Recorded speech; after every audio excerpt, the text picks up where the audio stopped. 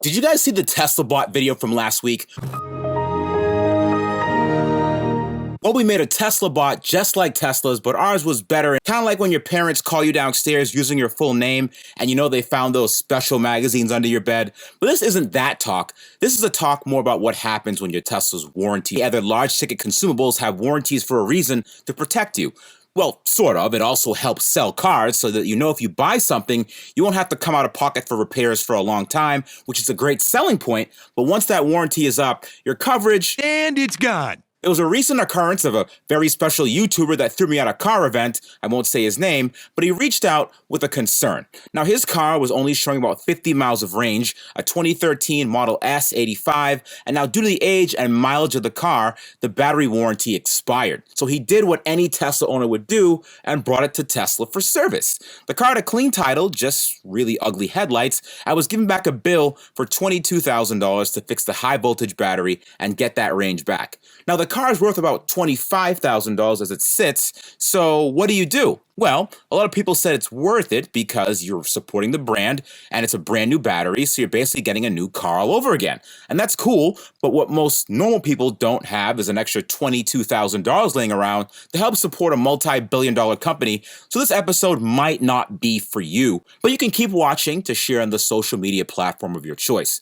But thank goodness for independent repair shops. And today, we're going to show you a little behind the scenes on what's involved with repairing an out-of-warranty battery to try to save the customer some money. And at the end of the repair, Mr. Rossman and I from the Rossman Group are going to have a quick chat. Now, in the last video, it sparked a lot of debate. There was a man with a Model 3 that went to Tesla and left with a $16,000 bill for a battery replacement of a coolant line that broke. We were able to fix it for $700. Now, instead of, wow, you saved the customer the price of a nice used car, it was more along the lines of $700. It was a plastic nipple. That's a 75-cent fix. Okay, well, let us know the name of your shop and the 75-cent fixes that you do, and we could send people to you instead. But at $150 an hour, diagnose, drain, refill coolant with 5 gallons of G48, which is not free, bleed, cool, diagnose, and test to see if the car is running properly, came to about $700. But this one is a little bit different. We have to replace things on an individual component level. Now, this started when the owner parked the car, and it suddenly started only showing 50 miles of range, and it gave him the error code maximum charge reduced. Again, he went to Tesla, and it was $22,500 to be exact. Which reminds me of another company, whose name I shall not mention, and now you have no other choice but to go to them, which is why the right to repair is so important. Let's just say you want to buy a refurbished battery and swap it yourself. Well, you need the tools to be able to do that, and only one place has them. Here's a quick case study for you. Number one, you have an 8-year-old Audi. It's been your daily driver. You wash her on weekends and change the oil under the care package you paid for. But then the time has come when the car decides to crap the bed. What does that mean? Well, worst case scenario of a transmission failure, it's going to cost you about between $7,000 and $9,000. However, you have several options. You can go to any independent Audi repair shop and they could swap it out for less than half the price of the dealer. There's diag tools available for them to do that. Case study number two, you have an 8-year-old Tesla. Everything was fine with the car until one day your battery says, I'm gonna head out. Unfortunately, the round-trip appointment to your proctologist is 62 miles away, and there's no time to sit and charge because you have to pick up the kids from their mothers. What does that cost? $22,500. Well, it looks like ramen noodles for dinner because no other place can do it but Tesla, and they like having that control. And yes, I know you're thinking, but Rich, Tesla just opened up their toolbox access. Yay! And that's great, but you can only perform simple tools like what body shops have access to, not full admin control of your car to swap out major components like batteries and motors. You know, the expensive stuff that saves you tons of money. It's like your kid helping their dad around the house with chores. See, Dad, I'm helping. Well, kinda. Well, at least in the home and auto world, insurance won't be taking you for a ride because there's a place called Policy Genius to save the day. They make it easier to compare home and auto insurance all in one easy-to-use interface, and on average, they save people over $1,250 a year. Go to www.policygenius.com/richrebuilds after you watch us make this public service announcement about out-of-warranty cars and how saving money on insurance can help you take out a fifth mortgage to buy new batteries. Thank you, Policy Genius. So this YouTuber, again, whose name should not be mentioned, sent this car over to the electrified garage at one of our Florida locations, and that's where we took over to diagnose the issue. Let's take a quick preview of the process, and we're going to have Chris explain. Before we get into it, I just wanted to clear something up. A lot of people ask me, Rich, how come you aren't doing this job? And how come I never see you working on the cars? Well, really simple answer. I'm not trained. See, I did it on my own personal car in Dolores and several friends' cars, which was fun for a hobby, but I do not work on customer vehicles in the shop. That's for all the trained technicians that we have. I rely on them for their attention to detail and expertise. This is also the reason why when people visit the shop, they don't see me there because I don't work there. More on that later. So here we have the car already in factory mode, and from this screen we can see all of the BMBs, which is all the battery management boards that report back to the BMS. From here we can see all the individual modules. In an 85 kilowatt pack there are 16 of them, and then inside of each individual module there are 6 individual bricks.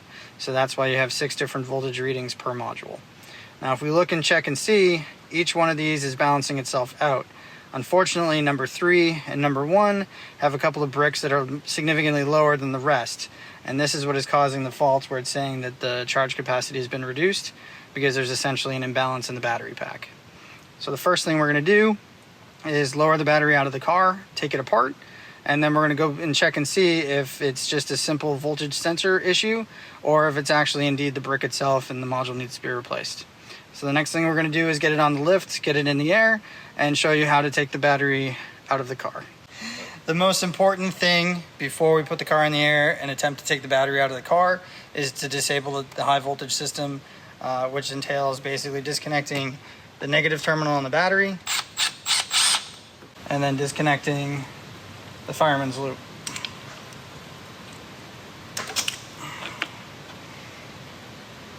Now there's no power going to the battery, the contactors should stay open, and the battery should be safe to remove from the vehicle.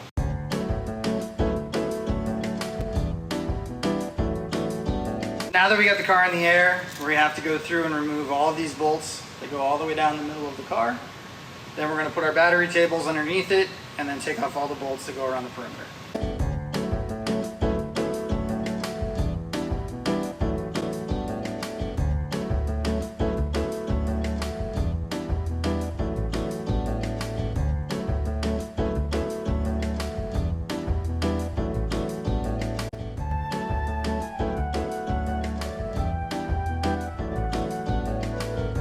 So now that we have the fuse out of the car, BMB 1 and 3 were the 2 that needed to be replaced. So fortunately for us, they're at the back of the battery pack here, so it's a little bit easier to get to them. So number 1 is here, and number 3 is here. So we need to basically undo all of these bolts and fold back the battery pack so that we can get access to those modules to replace them. Since this is one of the early generations of battery packs, one of the upgrades that we're going to be doing is we're going to be taking this original high voltage fuse and upgrading it to what was essentially the ones used in the Ludicrous packs. The main difference being the original ones were used with a bunch of small fingers of metal put together, and eventually over time those fingers can kind of blow away when there's high amperage draws. And then eventually, if you hit the throttle and you've got, say, another high voltage thing like air conditioning or heat on, they'll all of a sudden all just blow at the same time. You hear a loud thud from the floor, and the vehicle comes to a standstill. With this one here, it basically has a pyrotechnic device inside of it, and it is actively monitoring the amperage. So unless there's a complete dead short, this isn't going to blow, and you'll always have continuity going through the fuse. So this is a much more reliable and much more robust way of monitoring the voltage in the battery. So we're going to be upgrading to this one to make sure that Hoovy doesn't have any problems going down the road.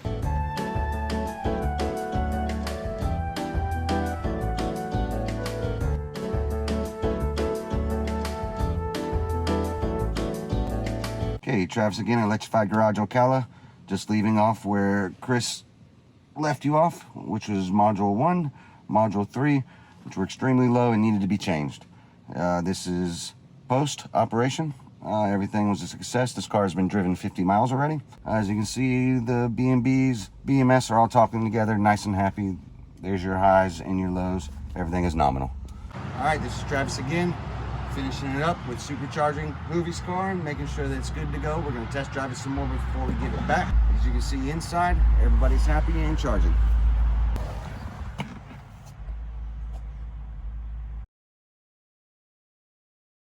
Let's find out. There's the handshake. And let's see. Yes, it works. Now we're going to do some stress testing on the car. Full charges back all the way down to 0, and then multiple supercharging trips combined with level 2 charging sessions to make sure it's officially fixed before returning the car to the customer. Now here comes the fun part. Everyone wants to know how much a repair like this costs. Well, each brick was about $1,500 a piece. We needed 2 bricks that came about $3,000. Fuse and contactors were about $750, plus labor, diagnosis, coolant refill, bleed, test drive, and verify operation. His total came to about $5,000, with the majority of that cost being parts. Now there's a couple sections that we left out of this video. When you buy used modules online, you have to make sure the new modules aren't also suffering from the same issue from the ones you removed. Not only that, but the voltages will be different. You have to get the new battery modules close to the existing modules in the pack, or the car isn't going to like its new friends very much. Don't try this at home. Actually, you know what? Go ahead and try it at home, and when it gets screwed up, just bring it to us. Check us out at www.electrifiedgarage.com for your Tesla needs. We have Chad, Brian, which you know very well at your New Hampshire location. We have Travis, the shop lead down in Florida, Christian, the assistant service tech, Byron, the shop foreman, and Chris. No one really knows what Chris does. But one of the most frequent questions we get is, when are you coming to my state? Enter your state here. We're all still figuring out ourselves too, so just because you drove by and saw a Tesla and happen to own one doesn't qualify us to move to your state.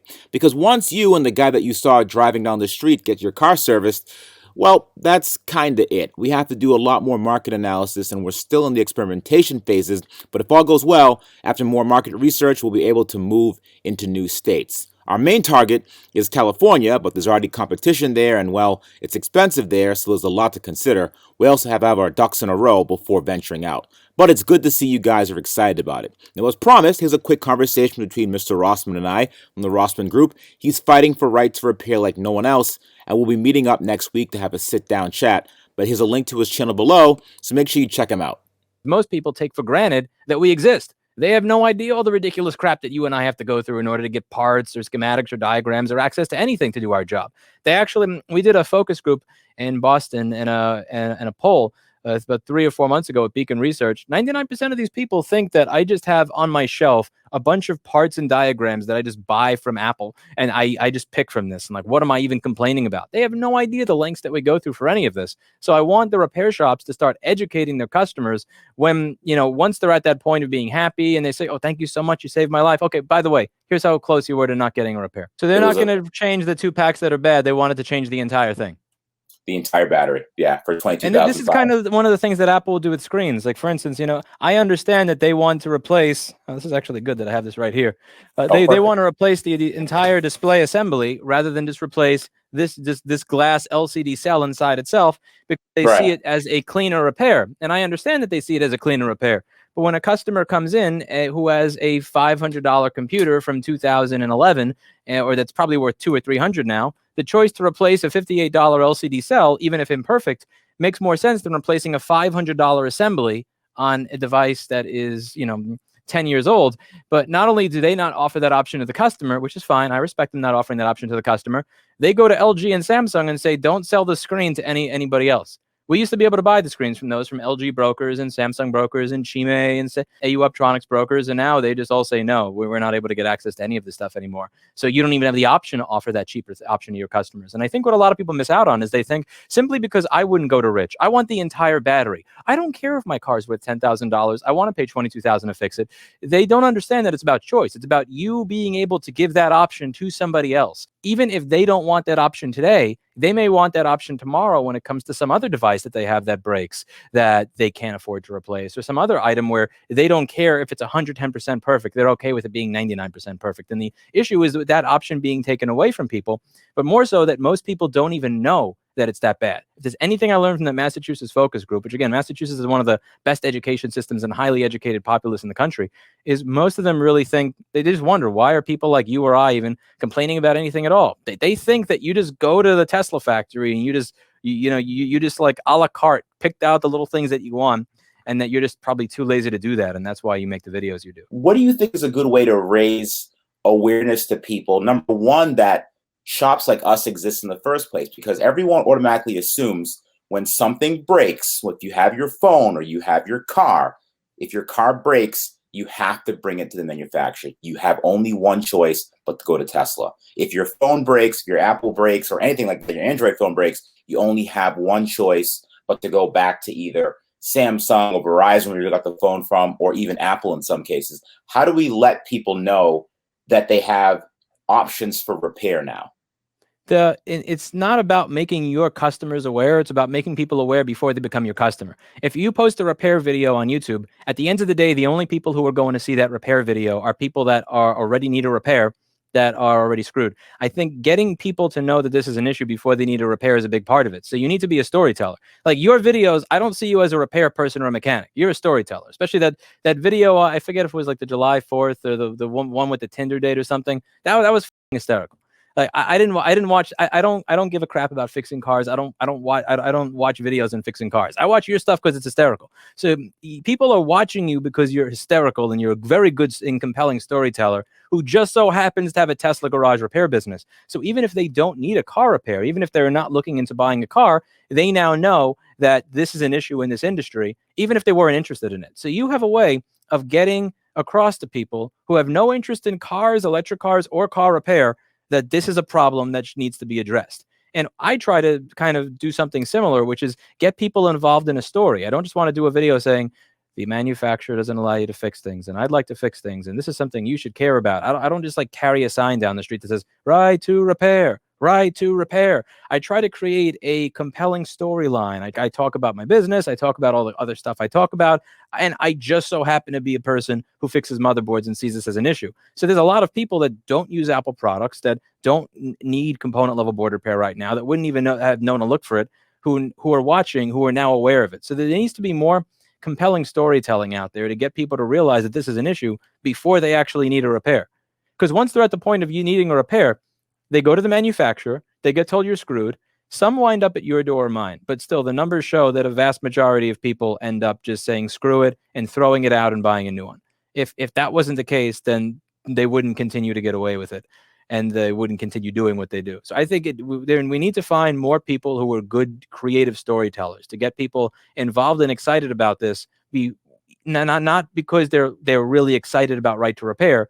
It just so happens to be something they stumble along while they're watching you do a video on a Tinder date with the flute music playing. All right. On that note, I'm going to end it right here. This is only 5 minutes of a 40-minute conversation, and we had way more in us. So I'll make sure to upload the full unedited version on Patreon. Don't forget to check me out on Instagram @RichieBKid, and I will see you all next Sunday, as always.